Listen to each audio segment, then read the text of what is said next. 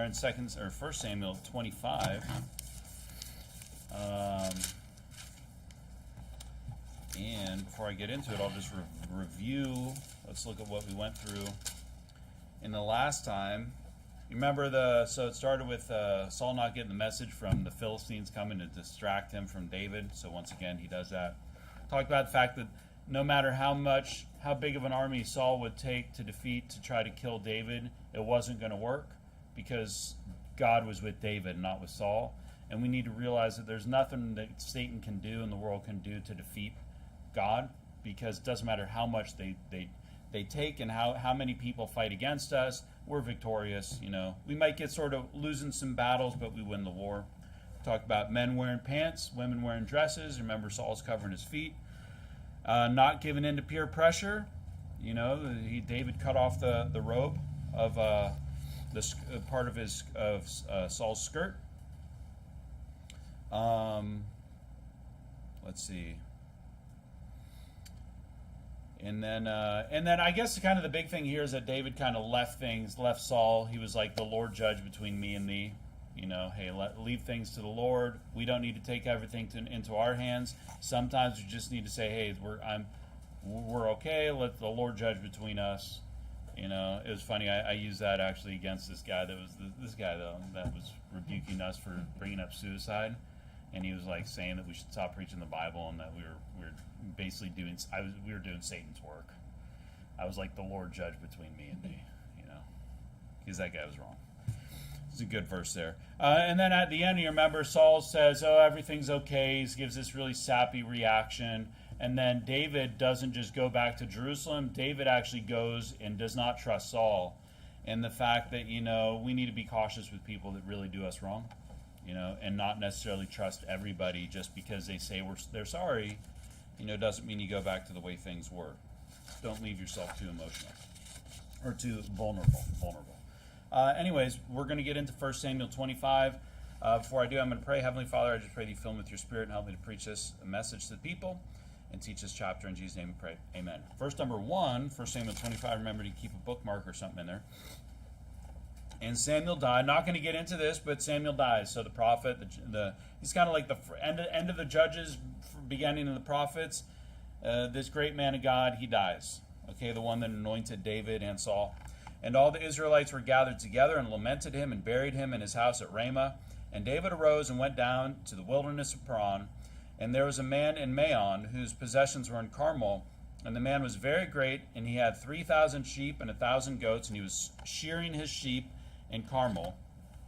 Now the name of the man was Nabal, and his name of his wife Abigail, and she was a woman of good understanding and of a beautiful countenance, but the man was churlish and evil in his doing, and he was of the house of Caleb. You can go to James 1:13.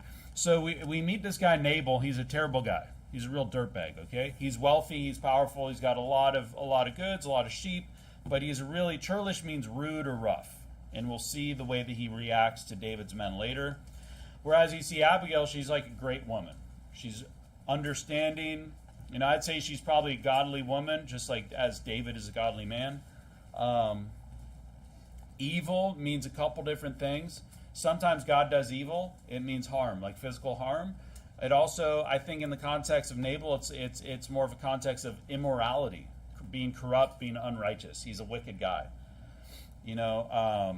Usually equates to ungodly and often reprobate, if you look it up. Wicked people. Like the wicked. When we talk about the wicked, we're not just talking about the general unsaved person out there. We're talking about like wickedness in high places. Like very evil people.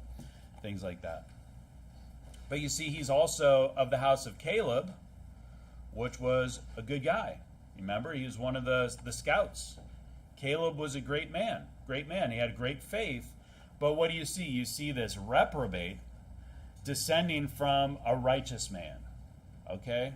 And I guess my point here is that, good people have bad descendants. And we see that all throughout the Bible. I mean, if you look at, we're all descendants of Adam, we're all descendants of Noah. Okay?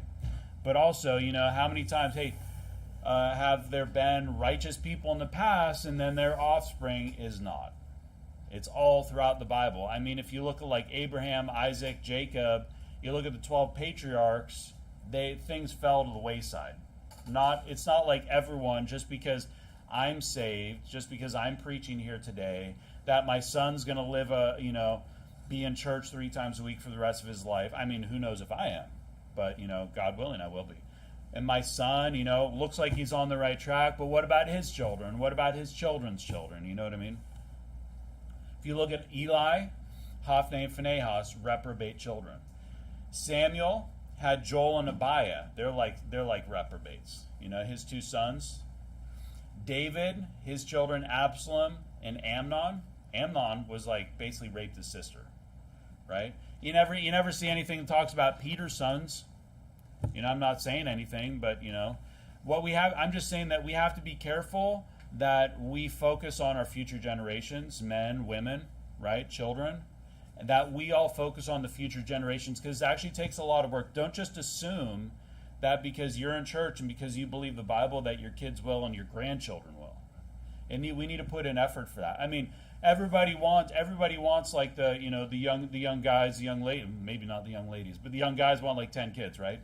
The ladies probably want 10 kids as long as they didn't have to give birth to them all. They'd be like, yeah, fine. Can they all be old enough to take care of themselves? But we all want a lot of children, but it takes a lot of work to make sure that they're living a good, righteous, godly life, and that their grandkids are too. You're probably going to have to help out. Don't just think, today the people just want to pass their kids on to whatever people or organization is willing to just take care of them. Public school system, daycares, things like that. You see a lot of examples in the Bible, and we talked about this before, where righteous men's sons are actual reprobates.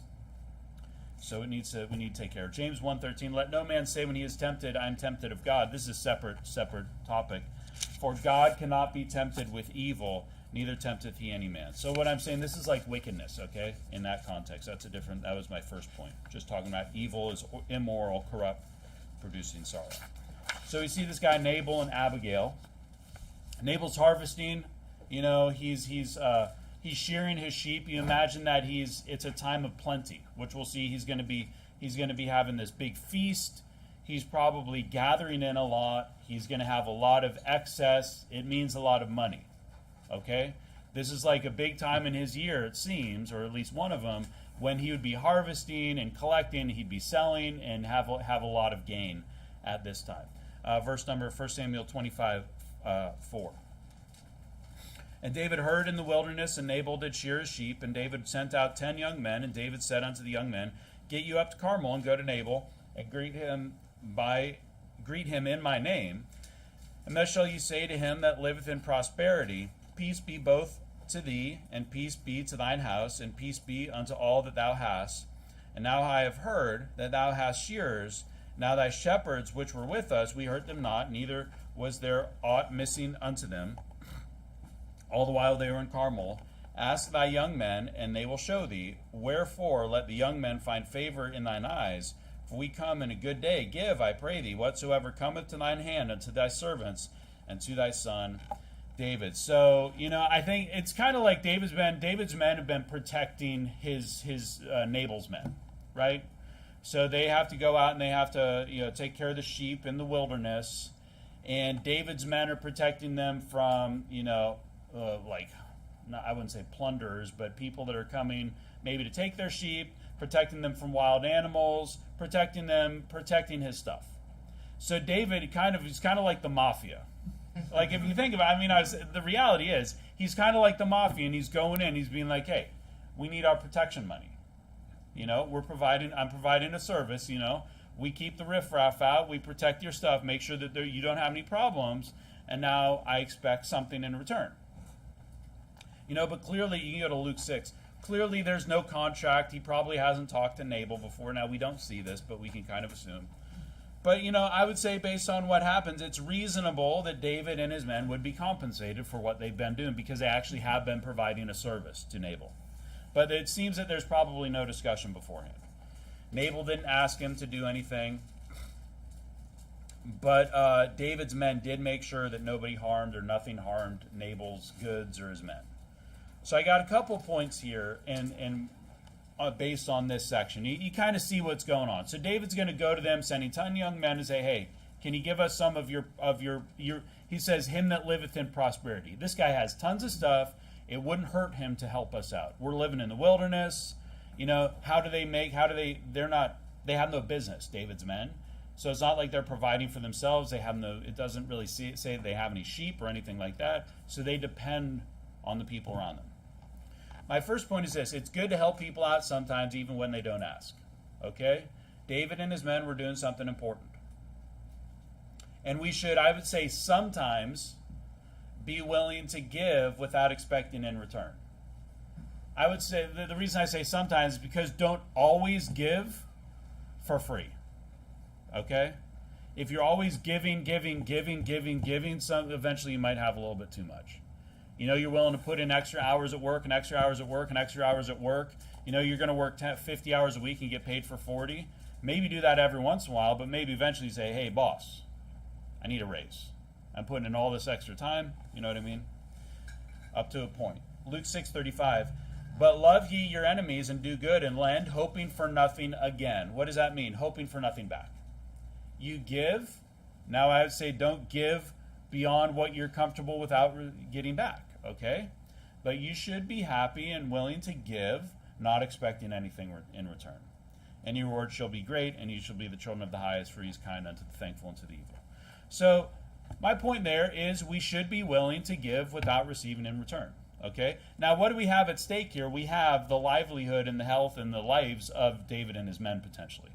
That they don't have food. That they're going to require some kind of provision in order to sustain themselves. Luke 10. Let's go there. You know, my next point here, so the first point that I have is hey, sometimes we should be a type of people that we give without expecting in return. But we need to get paid when we're due wages. Don't work forever for free. Luke 10:5. And unto whatsoever house ye enter, first say, peace be to this house, and if the Son of Peace be there, your peace shall rest upon it. If not, it shall turn to you again. In the same house remain, eating and drinking such things as they give, for the laborer is worthy of his hire. Go not from house to house. It's saying here, like when you're going out and they would go to a new town and they would go to a house, you know, they would stay there. As someone welcomed them in, they would stay there, and they wouldn't go and show up, you know, at Brother Levy's house, and Brother Levy's like, hey, yeah, you guys can stay here. Sure, no problem. Yeah, and he welcomes them in, and, you know, he's giving them some food, giving them like a place in the living room. You know, we got a sleeping bed, we got a little mat, you can sleep on the couch, you know. It's all we have, but hey, you're welcome. You can stay here as long as you want. And then Brother Kieran comes over and he's like, hey, you know, we've got a big house. You know, we've got extra rooms. And, you know, so why don't you come over here? It's probably more comfortable. Then this is kind of like, hey, you should just stay at the first place. You know, you shouldn't be shopping around for the best deal. But it also says that the laborer is worthy of his hire. Okay? If you work, you should get paid.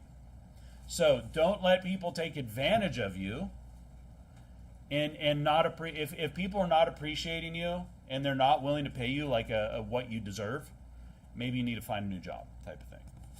But there is a point. We should be a type of person that does things without expecting in return. But you know what? There are times when we need to get paid.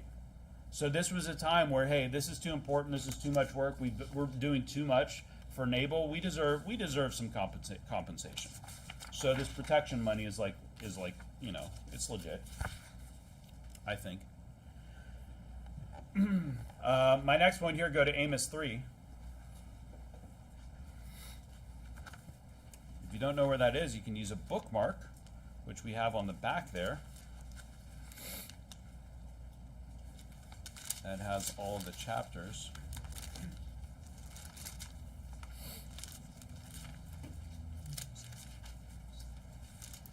Amos chapter 3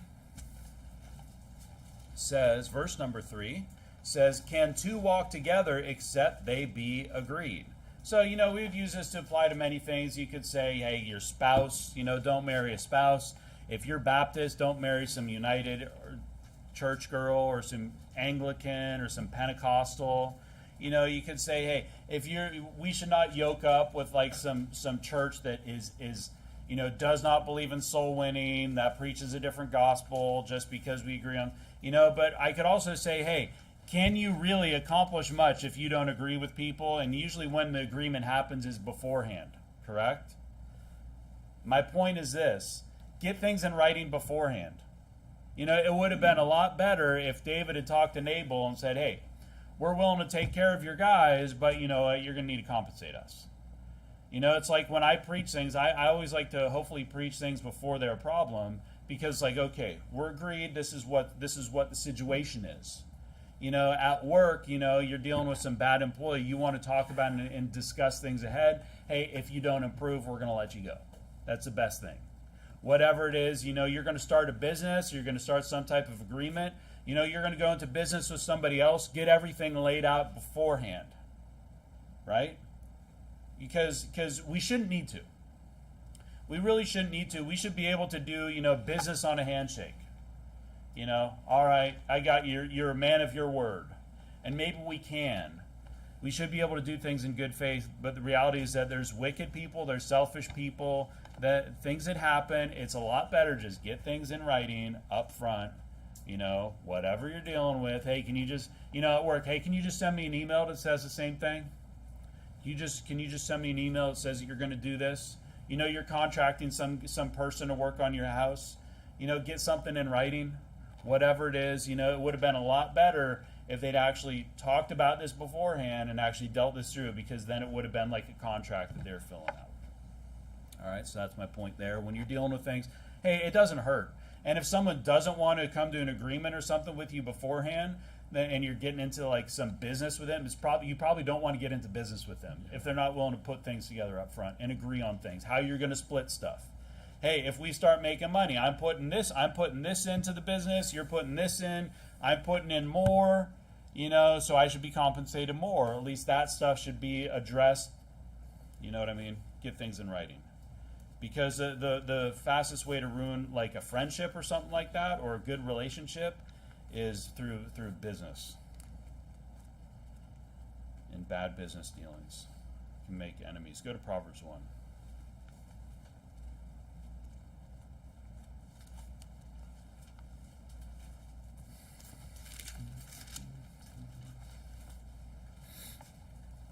My last point is this: some people, like if you're dealing with people, they're not fair, and they'll take as much as possible,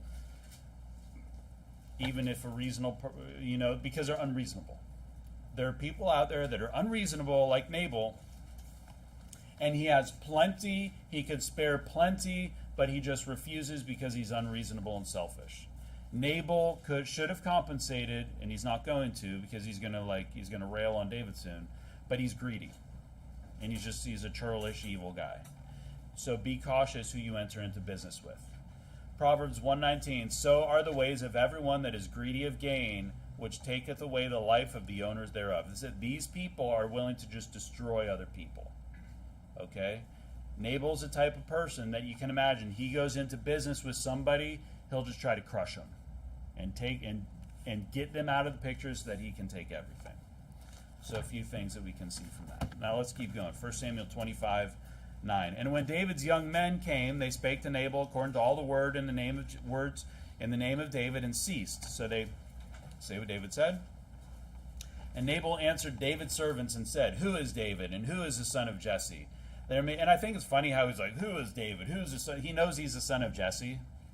It's like he knows who David is. So he's just, it's going to define this as railing, okay? That's what the guys say that they do. There may be many servants nowadays that break away every man from his master. So he's saying David's just like one of these guys who's not faithful, and he's forsaking Saul and he's breaking away. But we know that that's not the story. We know that David actually was the good servant, and Saul actually basically threatened to kill him for no reason. He was wrongfully persecuted, wrongfully, basically, Saul wanted to put him to death. So David was good and Saul was bad. Go to John 15. David did not break away from Saul.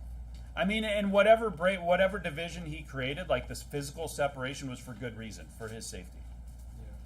And the thing is, everybody knows who David is. So Nabal is just trying to insult him, belittle him. He's basically showing that he has no respect for David. Okay? And he's kind of implying that he has no relationship with David. But the reality is that his prosperity, we can assume, basically depended on the protection that David's men provided. And I think that in this case where David is getting railed on is kind of another picture of Christ, where he's basically being wrongfully persecuted. John 15:24. If I had not done among them the works which none other man did, they had not had sin. But now they have both seen and hated both me and my Father. But this cometh to pass, that the word might be fulfilled that is written in the law. They have hated me without a cause. Christ was hated without a cause. David's hated out without a cause. And I'll tell you what, you and I are going to be hated without a cause, because we're just gonna believe the truths, and we're gonna teach the truths, and people are gonna hate us.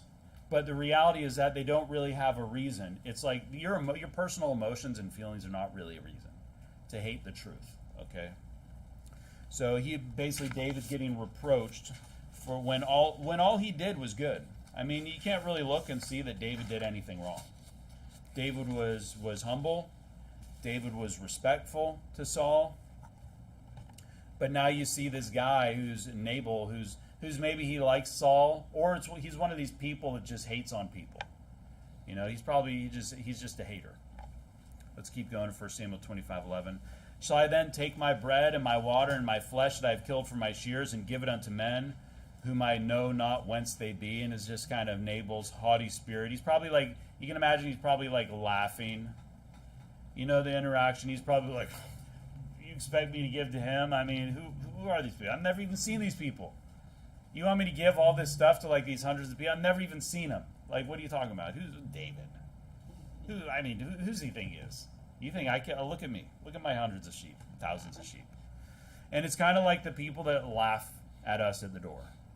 You know what I mean? It's kind of like, I kind of think of that attitude. Like today we knocked a bunch of like probably reprobates, you know, that were not interested. And one guy was like, I don't want anything. And you can see the smile on his face. He had like a little cartoon devil tattoo. And they're kind of laughing at us. And you've had people like some atheist, Brother Mike, knocked, and they kind of like laughing at you and looking down at you and thinking that you're just some stupid, foolish Christian, when the reality is that they're the fool. Because a fool hath said in his heart, there is no God. So he is the idiot. You're the clown, buddy, not us. Like, we're not ashamed of who we are. We're not ashamed of anything. Proverbs 126 is talking. You guys can go there. But you know, there's these people who just mock at everything. That's kind of what Nabal is. He's just like one of these guys. He's mocking, and he's belittling, and he's disrespecting, and he's just a terrible person.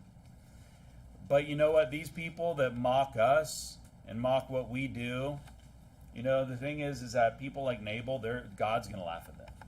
Proverbs 126 says, I also will laugh at your calamity. I will mock when your fear cometh. And you know, so these people that laugh at us, you know, woe unto them, because one day God's going to actually be not just throwing them into hell, but he's actually going to be laughing at the calamity. And these people that hate God, I mean, God's, and bad things happen to them, God's like, this is cool. Wow. He's like, I wish we could do this to everybody, but we just got to wait. My time has not yet come.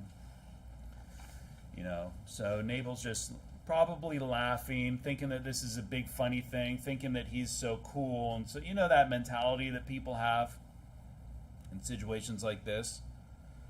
Verse number 12. So David's young men turned their way and went again and came and told him all those sayings. And David said unto his men, gird ye on every man his sword. This is his reaction, is to get armed. And they girded on every man his sword. And David also girded on his sword. And I like how it says that he's actually putting his sword on. He's not just going to send his men out to do his dirty work. He's actually going to go do it too. Because he's like this lead by example type of person, you know. And he's actually going to go fight his battles as well. And there went up after David about 400 men, and 200 abode by the stuff. But one of the young men told Abigail, Nabal's wife, saying, and I assume this is one of Nabal's young men. Nabal's wife, saying, "Behold, David sent messengers out of the wilderness to salute our master," and he railed on them. And railing is basically, if you're railing, it's a lying accusations. I think oftentimes it has the connotations that it's trying to belittle someone and ruin their reputation as well. It can be to someone's face. It can be or not. It can be, it's kind of backbiting as well, intermingled. But lying accusations, saying that he's, what did it say there about him breaking away from his master? That's a lying accusation.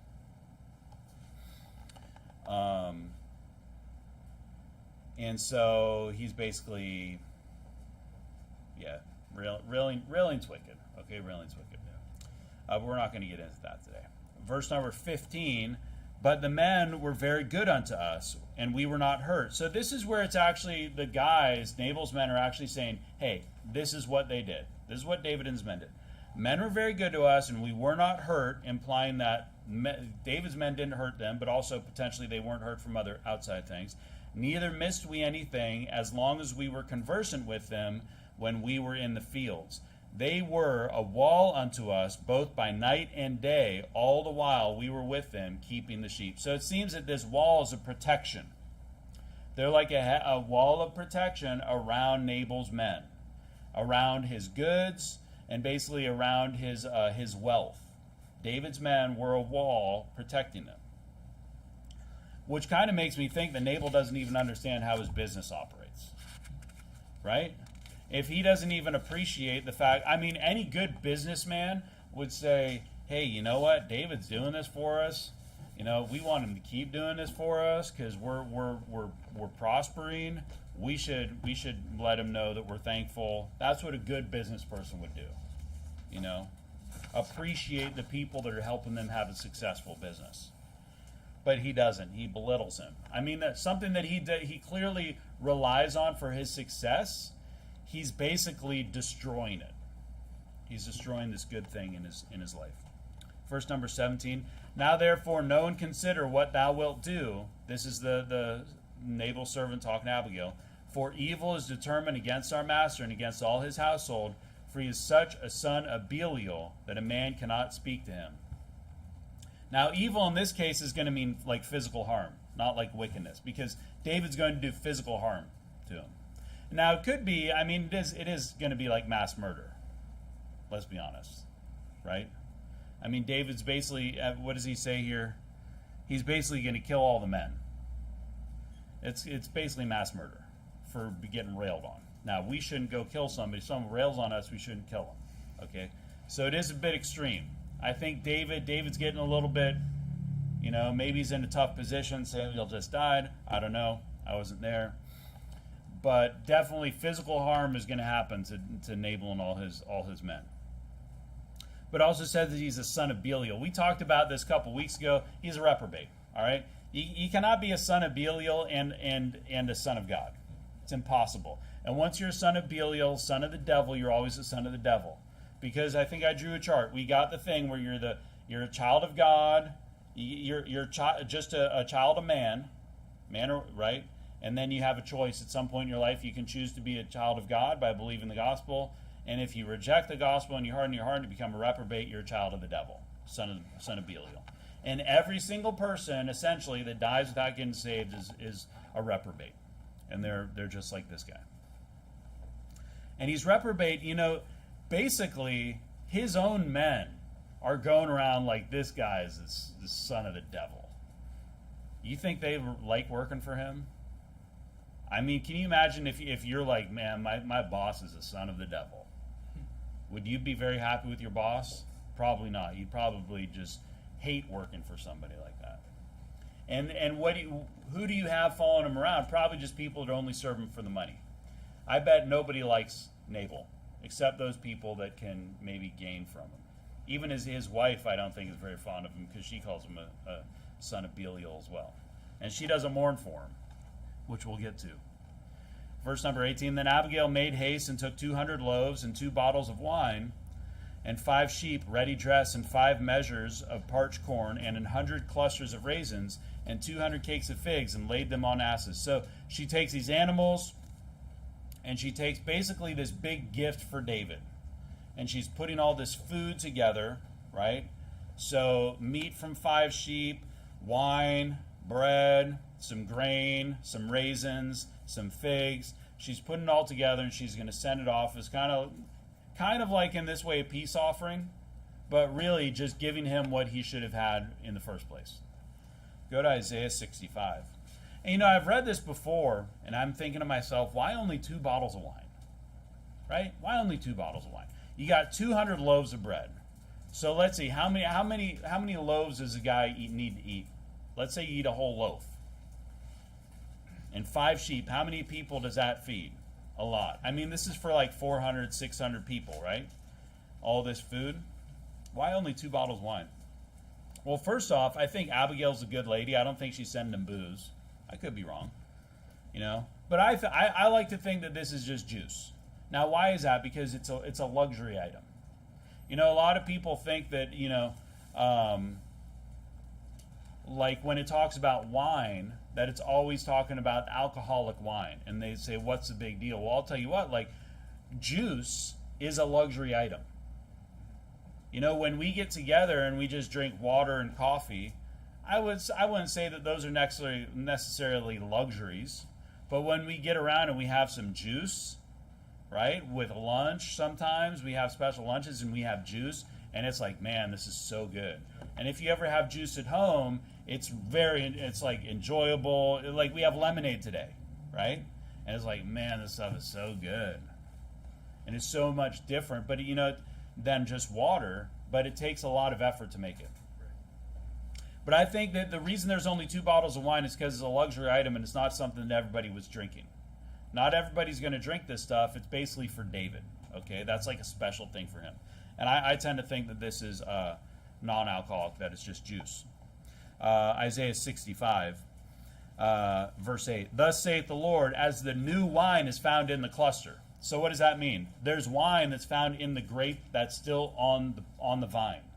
That's wine, which means that wine in the Bible means juice. It also means alcoholic wine. And it depends on the context, okay? Go to 1 Corinthians 5:11.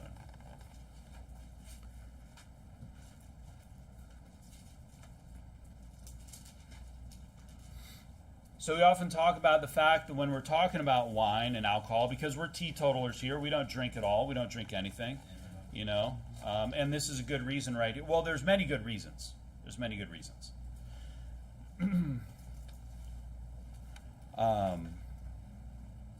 But here's a great reason here, 1 Corinthians 5:11. But now I have written unto you not to keep company, if any man that is called a brother be a fornicator, or covetous, or an idolater, or a railer, or a drunkard. You see railer and drunkard are right there. I mean, this guy's a railer, and my guess is he's probably a drunkard, Nabal. Or an extortioner, with such an one, no, not to eat. We're not even supposed to eat with these people, which means, you know what, when Baptists get together, we eat, which means we can't fellowship with people. We can't invite them in here, okay? If you're a drunkard, and how much do you need to drink to be a drunk? I'd say if you're regularly drinking, we're pretty concerned about that. If you're drinking on a regular basis, if you have to have a beer every single day, then you're dependent on beer. Okay? I don't care if it's 1 or half or whatever it is. That's too much. You got a drinking problem. Okay? For some reason, and yeah, you're not maybe getting like fallen over drunk or something like that, but you should stop. Just don't drink anything. But you see, if you take it so far, you actually you get kicked out. David's a godly man. I don't think he's going around drinking a bunch of booze. We can look at it further, 1 Timothy 3. But I like to look at this as an example that wine is a luxury item. Okay?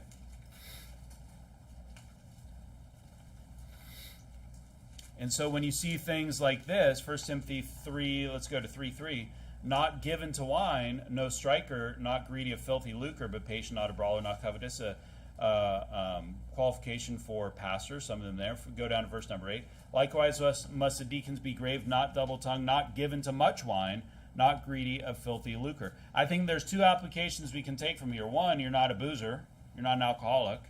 And 2, you're not given to great luxuries. Like much wine implies that there's a little bit of wine, which means that, hey, maybe you drink some. In these days, juice is so prevalent. That if you drink juice, it's not like you're disqualified to be a pastor. Like every day I have a glass of juice and you're giving much wine. That'd be extreme. But I think the application that we have, because it was a luxury item back in the day, is that you're not given into an extremely luxurious lifestyle, right? Right? Hey, I like nice things. I think if you're going to spend your money on something, buy something that's quality, that's going to last. It doesn't mean you have to buy like cheap stuff that falls apart. But you shouldn't be the person that like I think Pastor Thompson preached about this, that needs to eat like caviar all the time. You know what I mean? I mean, if you like caviar, then you have it sometimes. You can just go to the Japanese restaurant and get some fish eggs there. Don't have to eat caviar. But you shouldn't be the type of person. The type of person that you want leading a church is not someone that just wants to live deliciously. Right. Okay?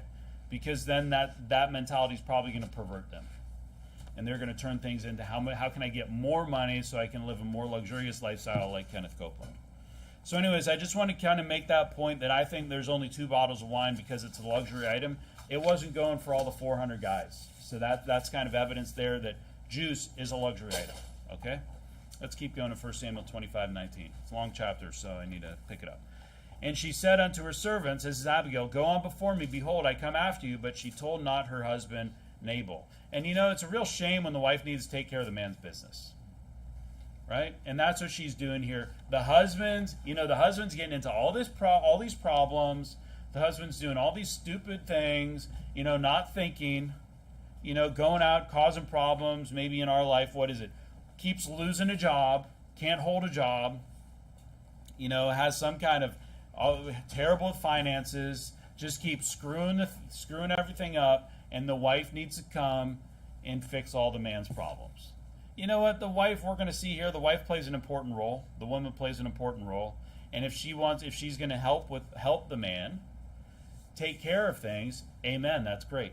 She's a helpmeet. But what you have here is you have the woman basically behind the man's back needing to go and take care of this. But the man says something to the pastor and they're about to get kicked out of church, and instead of the man like realizing what he did and going and apologizing and dealing with it, the wife has to go behind the back and say, oh, we're working on this. That's terrible. The man should be a man. Yeah. It makes me think that maybe she because it seems that Abigail's she's an understanding woman. Nabal probably should have worked with her because he's out of his mind, but he's not. It says, I think, that he doesn't listen to anybody. I think that's what one of the guys is going to say. My message to men is utilize the resources that you have. If you have a woman that can help you out in aspects of your manly life, use her. Okay, because Nabal should have used Abigail and gone to her and said, what do you think I should say? But obviously that's not the type of man he was. You don't have. If you're getting advice from your wife, it doesn't mean you're submitting to your wife. Okay, it means you're discussing things. And it was so, verse number 20. And it was so, as she rode on the ass, that she came down by the covert on the hill. And behold, David and his men came down against her, and she met them. Now David had said, surely in vain have I kept all that this fellow hath in the wilderness. So he was doing this expecting something. He should have figured that. He should have realized that beforehand. Maybe he talked to the men out in the field, and they're like, oh, for sure, we're going to have so much, we'll compensate you. So that nothing was missed of all that pertained unto him, and he hath requited me evil for good. So and more also do God unto the enemies of David, if I leave, of all that pertain to him by the morning light, any that pisseth against the law. Now, piss is a Bible word, right? Bible word basically referring to the men. Okay? The men are the ones that piss against the wall. Probably happens right over here. Right? He's going to kill all the men. And what I would say here is so what was going to happen? I think some of these guys working in the field, probably hardworking, good men. Be careful who you follow. Be careful who you work for. If you work for a reprobate, you should stop working for the reprobate. Okay? If you work for some evil man, these days, pretty much all corporations are evil. My tip would be try to work for some small private company if possible. Small organization, maybe the owners, something like that. That's ideal. Hey, at least they might not be saved, but they're not a stinking reprobate. Yeah, I mean, you go work for Disney, okay? They're all reprobates. All the news organizations, all reprobates. All the giant corporations, all reprobates. Because you might suffer for their transgression, is what I'm saying here. because of what Nabal did, David's going to kill everybody. Verse number 23. And when Abigail saw David, she hastened and lightened off the... I didn't read that, did I? And fell before David on her face and bowed herself to the ground. You see, she's very humble. And fell at his feet and said, Upon me, my Lord, upon me let this iniquity be, and let thine handmaid, I pray thee, speak in thine audience, and hear the words of thine handmaid. Now, what's interesting is, do you think that she's actually doing this for her husband's sake? I don't think so. I think she's like the real leader of this whole thing, because Nabal's out of his mind. And she's actually doing this for the other men. I think that's probably why she's doing this. Because the men actually, Nabal's men go to her. You notice that? Let not my Lord, and Nabal probably thinks he's some big tough man, but he can't even handle his own business. Let not my Lord, I pray thee, regard this man of Belial. Even she's calling her husband a reprobate. Even Nabal, for as his name is, so is he. I guess it means folly, I think. That's what I've read, that Nabal means folly. Nabal is his name, and folly is with him. But I, thine handmaid, saw not the young men of my Lord, whom thou didst send. Through this act of humbly going to David and apologizing, she's going to end up saving all those men's lives. If you think of like Jael, blessed among women, Jael, who killed, Sisera, put the tent spike through his skull, did great things, saved people. Today, what do? Today, women are saving multitudes of people as well by preaching the gospel. So it continues today. There's sometimes, ladies save a lot more people than men do, because it sometimes depends on personality. Ladies can be a lot better soul winners than men. I mean, ladies can sometimes have easier access to talk to people, because if we're talking to like some young girl, we kind of might look like some weird pervert. People are like concerned. If the mom sees like me talking to like some 14-year-old girl, they're gonna be like, "What are you doing here?" But if it's my wife or it's a lady, nobody cares. If it's a lady talking to a 14-year-old guy, 14-year-old boy, like there's not that big of a concern. So it can happen where, ladies can actually do mighty works for God and save many people as well. Verse number 26, Now therefore, my Lord, as the Lord liveth, and as thy soul liveth, seeing the Lord hath withholden thee from coming to shed blood. And she's like, it's like to her, it's already come true. That this action is stopping David from shedding blood. And from avenging thyself with thine own hand, now let thine enemies, and they that seek evil to my Lord, be as Nabal.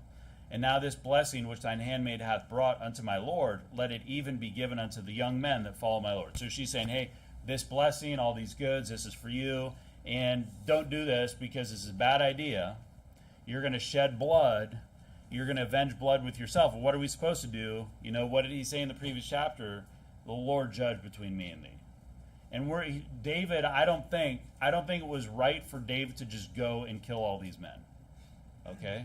And I think that she's actually doing something good by preventing him from doing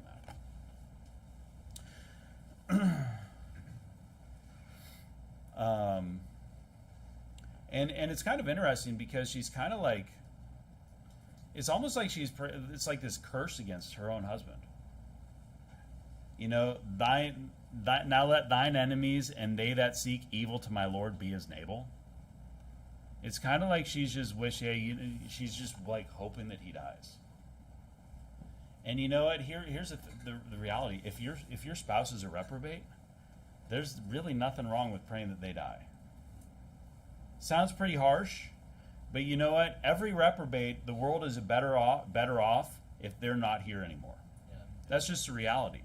And if you're yoked up with a reprobate, I mean, what was that verse? How can two walk together unless they be agreed? Whatever the verse, I mean, it's gonna be like so terrible for your life to be yoked up with a reprobate. Okay, so it sounds harsh, but it's the truth. And she's just kind of like, she wants out of this. She's yoked up with this man. He's a terrible, churlish, evil person, And she's kind of just like, hey, God, just please, like, just like all of David's enemies, I hope Nabal's treated just like all of David's enemies. So you can see that I don't think anybody cares for Nabal. Verse number 28, I pray thee, forgive the trespass of thine handmaid, for the Lord will certainly make my Lord a sure house, because my Lord fighteth the battles of the Lord, and evil hath not been found in thee all thy days. So that's the reality. The reality is that David's a good guy. There's been no evil found in him, and that's why Nabal's railing against him, implying that he did something wicked to break away from his master. But everybody knows, and it's going to come up next, that David's a good man. He never did anything wrong, and he deserves to be king. Right?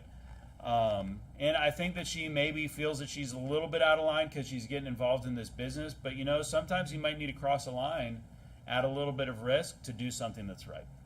I have this verse here in Esther where she needs to go to the king, her husband, and she's not been called by the king. So potentially she can be put to death if she goes to the king and he's not pleased to see. And he has the golden scepter that he holds out, and then she touches the top, and then that's a sign that she's accepted. She actually put her life at risk to do this thing, and sometimes you might need to do that. I'm not saying sin, but what I'm saying is you might need to do something where you cross a boundary, but to accomplish something good. I'm not implying that we should be sinning. Verse number 29, yet a man is risen to pursue thee, that's Saul, and to seek thy soul, but the soul of my Lord shall be bound in the bundle of life with the Lord thy God. That's like saying that David's soul is just bound together with God. That's how tight he is. She appreciates this, which I think she's a godly woman, right? And the souls of thine enemies, them shall he sling out, as out of the middle of a sling. And it shall come to pass, when the Lord shall have done to my Lord according to all the good that he hath spoken concerning thee, and shall have appointed thee ruler over Israel. So it's commonly known that David's going to rule. That there shall be no grief unto thee, nor offense of heart unto my Lord, either that thou hast shed blood causeless, or that my Lord hath avenged himself. But when the Lord shall have dealt well with my Lord, then remember thine handmaid. And I kind of think what she's saying here is one day you're going to be a ruler and you don't want this blood on your hands. It's going to be very bad. It would be very bad if David went out and killed all these people, because it's like politically it's a very bad move for him to go out and avenge himself like this. And what I see here is that Abigail's a very smart woman. She probably learned a lot having to run Nabal's business for him and deal with all these things. It's not an ideal situation, but you can imagine, hey, if the husband is out of his mind, what choice does the wife have if she needs to put food on the table and take care of her household? She might need to go out and take care of, if you're married and your husband owns a business and he's terrible at running a business, and all he wants to do is play video games or something all day long instead of run his business, I'm sorry, but the wife might need to step up. It's not God's will. God's will is that the woman would be at home taking care of children. But you know what? If she needs to step up, maybe she needs to. But I think she learned a lot, and she's like, hey, you're going to shed blood causeless if you do this. It's gonna be known. So she basically stepped in to help him, because this would have been bad for him. I think David is kind of caught up in the flesh a little bit here. But all these things happen for a reason. God gave us emotions for a reason. All this thing happens so that one thing could lead to another, and it all worked out in the end. So hey, thank God that Abigail, that servant went to Abigail, and then Abigail came, and all of this stuff happened because hey, thank God that things work together for good. And we know that even when we screw up, chances are it's not going to be like the end of the world. There's going to be some ways and some things that can catch us from just ruining our lives and the lives of people around us. Verse number 32, and David said to Abigail, blessed be the Lord God of Israel, which sent thee this day to meet me, and blessed be thy advice, and blessed be thou, which hast kept me this day from coming to shed blood, and from avenging myself with mine own hand. For in very deed, as the Lord God of Israel liveth, which hath kept me back from hurting thee, except thou hadst hasted and come to meet me, surely there had not been left unto Nabal by morning light any that pisseth against the wall. So he's really appreciative. I don't think David really wanted. He's not necessarily like a violent man. Abigail talked him out of this, doing this, and I think that's it's kind of an example of why men need women, like, to reason with us when we're getting a little, maybe some men are getting a little bit intense. You're out soloing, you want to, you get in an argument with some guy, and your wife's like, hey, calm down, it's not a big deal. You need some reason in your life. Maybe you're the reason, your woman's out of control. I don't know, but it's good to have people, right? And you can imagine that he probably went from being filled with rage, and after dealing with Abigail and her wisdom, this beautiful woman comes up with these big gifts and talks him out of this and apologizes and he probably had a big smile on his face. Probably actually was probably feeling a lot better knowing that he didn't have to go down and kill a bunch of men. And I guess my point here is, if you know a wise woman, listen to her. Okay? If you know a wise woman, you should listen to her. So David received of her hand that which she had brought him, and said unto her, Go up in peace to thine house. See, I have hearkened to thy voice, and have accepted thy person. And Abigail came to Nabal, and behold, he held a feast in his house, like the feast of a king. So you can see how much he has. He's living so deliciously, but he wasn't willing to spare anything. And Nabal's heart was merry within him, for he was very drunken. So this is booze. So he's a boozer, okay? He's drinking a lot of booze. Maybe he was drunk when David's men came to him. Maybe he was pre-partying. Maybe he's been partying for the whole time. Because Nabal doesn't seem like the type of guy that's actually out in the fields working with his hands, okay? I mean, we don't know much about him. He's probably, maybe he was drunk when the people came. But Proverbs 21, famous verse, says, Wine is a mocker, strong drink is raging, and whosoever is deceived thereby is not wise. So, maybe one of the reasons that Nabal got into such big trouble and ultimately dies is because he was an alcoholic. Because he couldn't handle himself, and he's just full of, alcohol to cause him to make stupid decisions and be puffed up and say stupid things. Because there's different type of drunks, and maybe he's one of these like violent, raging drunks. But it came to pass, so she's not going to tell him. Wherefore she told him nothing less or more until the morning light. She's very wise here, because what do you think would happen if that's the type of person he is? If she told him, and he's drunk, he probably would be like, "Get the weapons," and he probably would have gotten everything and all his men and gone to war with David. And now David and his men have been eating all this food. They're like feeling pretty good, got a lot of energy, and they probably would just they would just destroy Nabal, So she's smart. Hey, you know what? Here's an idea, and here's some advice. If you have something difficult to tell somebody, you don't need to say it in the heat of the moment when you're emotional, or when you sense that it could cause a bigger problem. For instance, if it's with your spouse and you're just like, maybe you need to calm down a little bit, chill out, think things over, and then discuss it when you're feeling better, okay? Because otherwise, if you don't think about things beforehand, you just talk, that's when problems happen.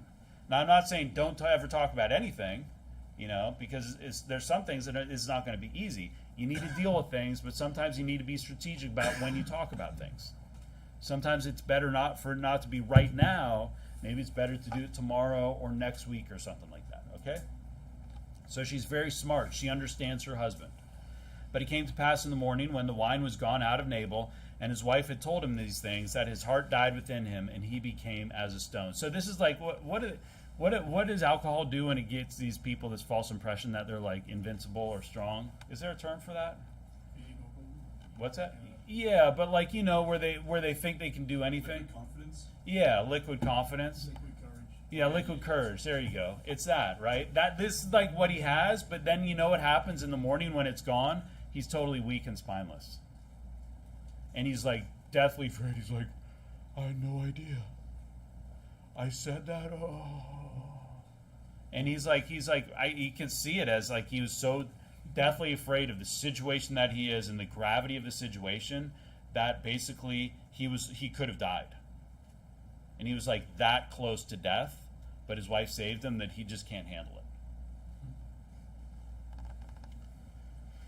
which makes me think that he was probably drunk when he said those things to David's men.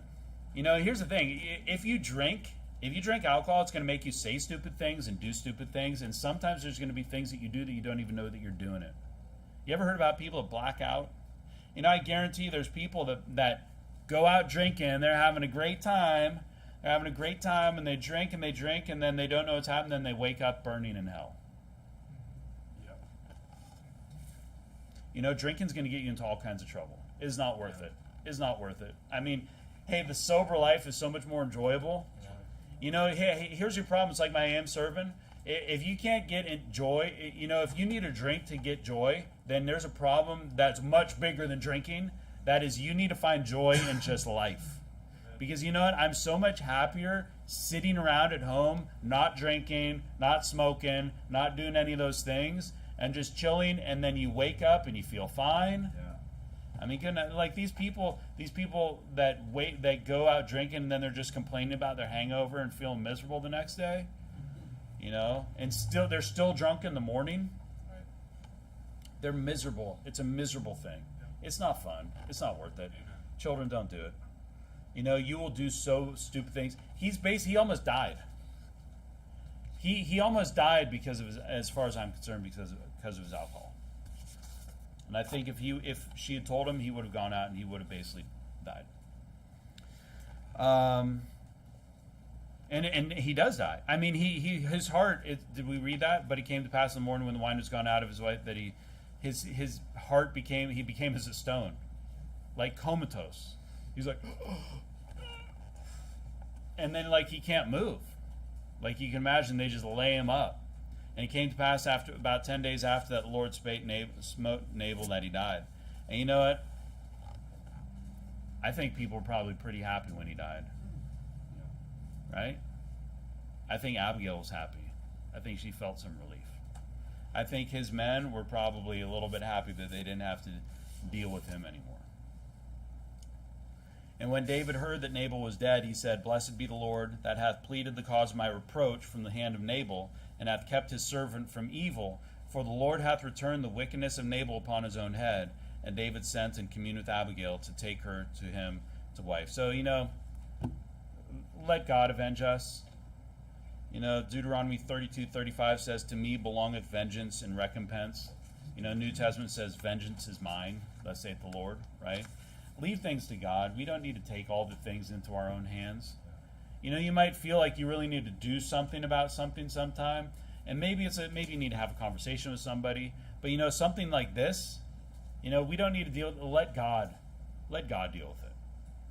You know, it's kind of funny in the previous chapter he's saying, the Lord judge between me and thee, and then in this chapter he forgets about that, and then he kind of gets a reminder that, okay, I'm supposed to leave things to the Lord. And I don't think there's really, if we keep going, and when the servants of David were come to Abigail to Carmel, they spake unto her, this is like, 10 days later, saying, David sent us unto thee to take thee to him to wife. And she arose, she's like, cool, sounds good. No need to mourn for my husband, because I've been praying for this day for a long time. In fact, I just prayed for this about 11 days ago, when I talked to David, that that God would deal with my husband like he would deal with all of David's enemies.